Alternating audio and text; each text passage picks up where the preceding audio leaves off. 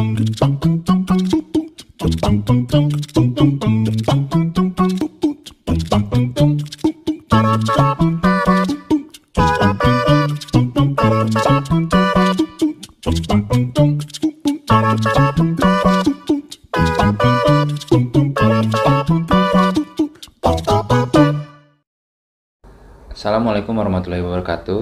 Hai brother dan sister, balik lagi di channel YouTube gue, Giorgio.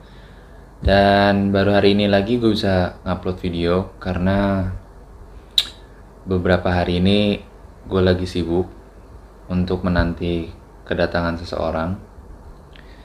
Dan akhirnya orang itu telah hadir gini. Jadi kemarin alhamdulillah anak gue lahir pada hari Sabtu tanggal 16 Mei 2020 bertepatan pada tanggal 23 Ramadan 1441 Hijriah. Dia lahir pada pukul 11:15, berat 31 kg dan panjang 51 cm. Dan gue kasih nama Umar. Nama panjangnya ada. Nama panjangnya gabungan antara nama gue dan nama istri gue. Yang jelas nama panggilannya Umar. Pastinya laki-laki. Dan gue senang banget. Kenapa? Karena jujur aja waktu gue nikah itu kan gue pengen banget buru-buru punya anak. Tapi memang Allah baru ngizinin setelah 10 bulan gue menikah, dan akhirnya gue baru punya anak, dapat keturunan, dan ya pas banget dia lahir kemarin. Dan alhamdulillah normal.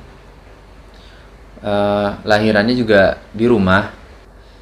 Kenapa gue lebih milih di rumah? Karena ya gue ngeri aja kalau misalnya di rumah sakit, gue takut ya masih banyak wabah pandemi corona ini. Dan ya karena gue tahu dari hasil semua cek USG, cek laboratorium, pokoknya semua cek medical check up, itu semua alhamdulillah normal dan bisa lahiran pun dalam keadaan normal. Karena ada bidan sekitar rumah istri gue ini, di rumah mertua gue ini, ya jadi kita memutuskan kita panggil bidan itu untuk datang ke rumah. Dan alhamdulillah semua normal, semua lancar. Dan memang ada sedikit masalah lah. Permasalahannya adalah istri gue mengalami sedikit pendarahan. Memang setelah melahirkan itu agak sedikit pucat istri gue. Tapi alhamdulillah semuanya lancar, semuanya normal. Dan sekarang juga udah kondisinya udah mulai pulih, udah mulai baik. Jadi ya gue senang aja. Maaf kalau gue baru bisa bikin konten lagi sekarang. Tadinya sih pengen begitu tanggal 16 gue langsung bikin konten, tapi karena berhubung ya sibuk, karena bantu-bantu istri gue juga masih lemas, dan gue harus bantuin dia, jadi baru bisa bikin konten pun juga sekarang. Ya rasanya senang banget, bener-bener senang banget. Dan kemarin sempat ada beberapa pertanyaan sih yang dikasih ke gua untuk masalah ta'aruf. Kita balik lagi ke masalah ta'aruf. Untuk masalah kelahiran anak gua segitu aja beritanya. Akhirnya aku jadi bapak. Tapi gue juga belum tahu sih gue mau dipanggil apa, belum ada kepikiran gitu. Oke, balik lagi ke masalah ta'aruf. Gue sempat bikin konten yang kemarin terakhir sebelum konten yang sekarang. Judulnya akhirnya ta'aruf gagal dan batal nikah. Jadi setelah gue bikin konten kemarin, konten yang part kedua ini, di kelanjutan part keduanya ini ada yang komen dan buat gua komennya bagus, sampai akhirnya gue minta izin Gimana kalau misalnya gue jawabnya di video, karena menurut gue pertanyaannya bagus dan ya ini bisa jadi buat share juga ke teman-teman dan sekalian supaya ada konten juga kali ya. Dan maaf banget gue baru bisa jawab sekarang karena ya seperti yang tadi gue katakan, beberapa hari ini ya gue lagi kedatangan seseorang. Oke, jadi ini ada yang komen di video gue kemarin. Oke, pertanyaannya adalah, Bismillah Bang Jo, mau tanya nih, entah kenapa sampai sekarang saya belum juga daftar di website yang abang rekomendasikan kenal sama istrinya.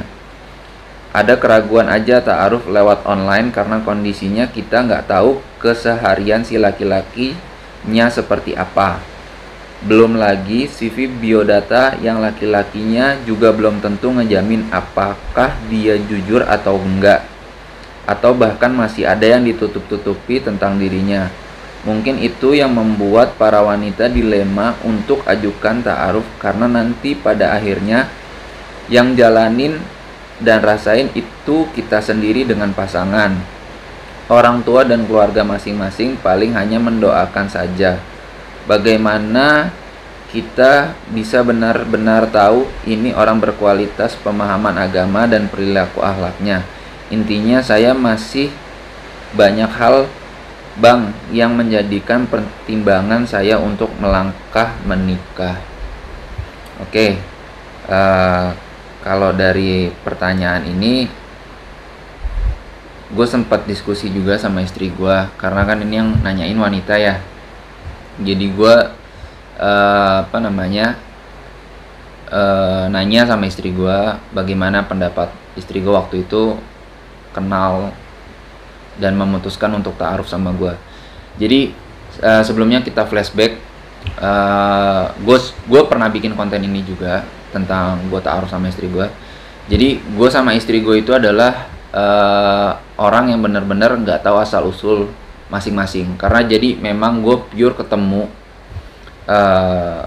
di media online itu, di website online, dan akhirnya kita ta'aruf dan memutuskan untuk menikah. Jadi kita benar-benar nggak tahu, gue nggak tahu siapa teman mainnya istri gue nggak tahu latar belakang keluarga istri gue, dan memang kita benar-benar dari orang yang nggak punya link sama sekali, bukan direkomendasikan seseorang. Kayak misalnya gue punya teman perempuan dan gue rekomendasikan ke temen gue yang laki-laki gitu loh, itu masih ada jalur ya, masih ada link gitu loh. Ini ya gue sama istri gue tuh memang dari orang yang nggak punya hubungan sama sekali gitu loh, istilahnya nggak ada link atau hubungan kekerabatan lah istilahnya.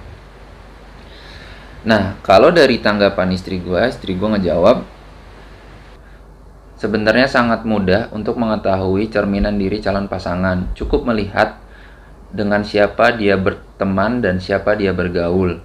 Seperti itulah cerminan dirinya. Kesimpulannya, misalnya lihat circle pertemanan seperti apa. Ditambah dengan era sosmed yang luas, kita bisa cari calon berserta teman-teman dekatnya. Di situ akan sedikit tergambarkan karakter lewat apa yang dia posting.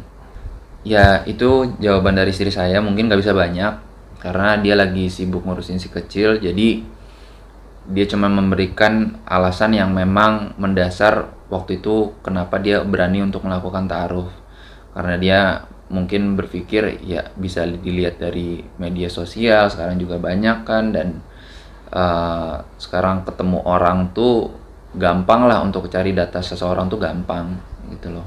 Dengan meluasnya media sosial, dengan gampangnya media sosial tuh ya memang jadi gampang untuk kita tahu data diri seseorang.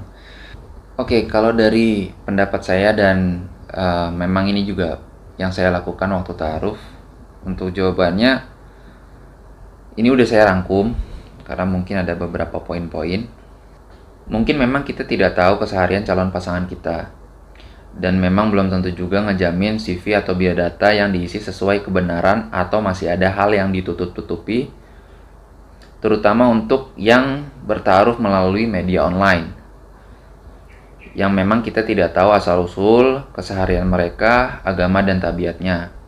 Berbeda dengan kita bertaruh dengan seseorang yang direkomendasikan teman atau kerabat kita, yang memang tahu betul sedikit-sedikit akan agama, tabiat, dan akhlaknya.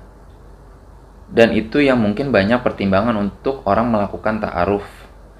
Jadi bagaimana kita bisa tahu orang yang berkualitas akan agama dan akhlak serta perilaku baiknya?